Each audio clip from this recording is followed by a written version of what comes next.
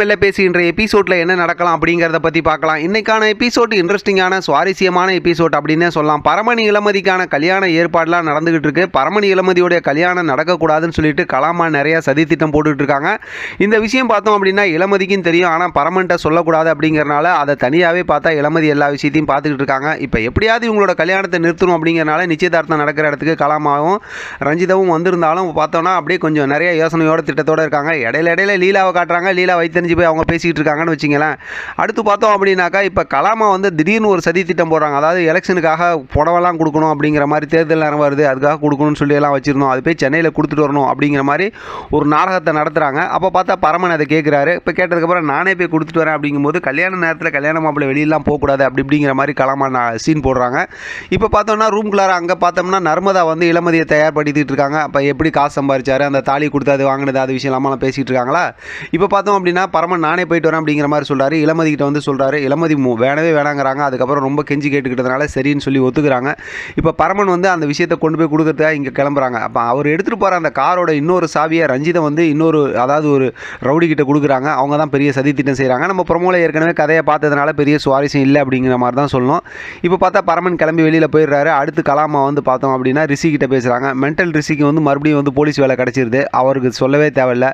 இப்போ பரமன் காரில் போயிட்டு இருக்காரு. வழிமறிச்சு என்ன இதுன்னு சொல்லி பார்க்கறதுக்கு அப்போ இது பண்ணிட்டு போயிட்டு இருக்காங்க. அப்போ பார்த்தோம்னா பரமன் போகிற கார் இடையில ஒரு ஆட்டோ ஒன்று வந்து, அதாவது ஒருத்தவங்க ப்ரெக்னெண்ட்டாக இருக்காங்க லேடி, அந்த ஆட்டோ நின்று போதுங்கிறனால அதை போய் தள்ளி விடுறதுக்காக ஹெல்ப் பண்ணுறதுக்கு போகிறாரு. அந்த நேரத்தில் அந்த லேடி வந்து அந்த பரமனோட காருக்குள்ளார ஒரு சாமி சிலையை வச்சிடுறாங்க.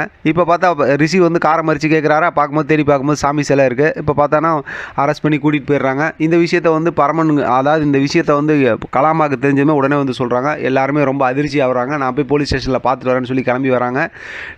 நலுங்கு ஃபங்க்ஷனுக்கு இருந்தாலும் பரவாயில்லன்னு சொல்லி பார்த்தா கூடவே இளமதி வந்துடுறாங்க. வந்து பார்த்தோம்னா வீடியோ ஆதாரத்தெல்லாம் காட்டணுமே இளமதி ரொம்ப அதிர்ச்சி. ஆனால் இளமதிக்கு தெரிஞ்சு போது இதெல்லாம் கலாமாவோட வேலை தான் அப்படிங்கிற மாதிரி தெரியுது. இருந்தாலும் என்ன பண்ணுறது, ஆதாரத்தோடு பிடிச்சி உள்ளே போட்டிருக்காங்க. பரமனும் பாவம் ஒன்றும் தெரியாது அவருக்கு, ஏன்னா கலாமாவை பற்றி. அப்புறம் பார்த்தோம்னா ரிஷி இந்த மாதிரி செஞ்சுருக்காங்களா, இந்த மாதிரி விஷயங்கள்லாம் பார்த்துட்டு அதோட வெளியில் வந்ததுக்கப்புறம் பார்த்தோம்னா கல்யாணம் நிற்க போகுது அப்படிங்கிற மாதிரி கொஞ்சம் கிண்டல் பேசுகிற மாதிரி இப்போ கலாமா பேசுகிறாங்க. ஆனால் இளமதி சரியான பதிலடி கொடுத்துட்றாங்க. மறுபடியும் வந்து இங்கே நிச்சயதார்த்தம் அது நலுங்கு ஃபங்க்ஷன் நடக்குது. அப்போயும் அந்த மாதிரி தான் கலாமா பேசுகிறாங்க. அதுக்கும் சரியான பதிலடி பார்த்தோம்னா இளமதி கொடுத்துட்றாங்க. அடுத்து இளமதி பார்த்தோம்னா அந்த நலுங்கு வைக்கிற அந்த பொருளெல்லாம் எடுத்துக்கிட்டு நேராக ஸ்டேஷனுக்கே வந்து மறுபடியும் அவங்கள்ட்ட அனுமதி கேட்டு இப்போ பரமன்ட்ட நலுங்கு வச்சுக்கிறாங்க. பரமன் வந்து ரொம்ப பாசமாக பேசுகிறாரு. என்னை கேட்காம நீ இந்த மாதிரி செஞ்சுருக்கக்கூடாதுன்னு. பரமனும் அதை உணர்றாரு. வெளியில் வந்ததுக்கப்புறம் சரின்னு சொல்லிட்டு நான் அதுக்குண்டான ஆதாரத்தை தேட்டேன்னு வெளியில் வராங்க. இப்போ கலாமா கிட்ட வந்து செம்மையாக ஒரு டைலாகை பேசிட்டு அங்கேருந்து கிளம்புறாங்க. அடுத்து ரிஷி வந்து பரமனை பிடிச்சி ஜெயிலுக்குள்ளார போடுறாங்க. இப்போ பரமன் ஜெயிலுக்குள்ளார இருக்காரு. இப்போ நர்மதா கிட்ட இளமதி பேசுகிறாங்க. இந்த பிரச்சனைக்கு பின்னாடி என்ன இருக்குங்கிற ஆதாரத்தை நான் கண்டுபிடிக்க போகிறேன்னு சொல்லி மறுபடியும் என்னதான் நடந்துச்சுன்னு சொல்லி பரமன்ட்ட வந்து கேட்குறாங்க. பரமன் நடந்த எல்லா விஷயத்தையும் சொல்லும்போது இப்போ தான் இளமதிக்கு புரியுது, இந்த யார் என்னன்னு தெரியாமல் ஹெல்ப் பண்ணலாமா அப்படிங்கிற மாதிரி சொல்லிட்டு நான் கண்டுபிடிக்கிறேன் அப்படிங்கிற மாதிரி சொல்லிட்டு அங்கேருந்து கிளம்புறாங்க. நம்ம ப்ரொமோவில் பார்த்த மாதிரி அந்த ப்ரெக்னெண்ட்டாக இருக்க லேடி தான் இந்த பிரச்சனையை செஞ்சாங்கிறத கண்டுபிடிச்சிடுறாங்க.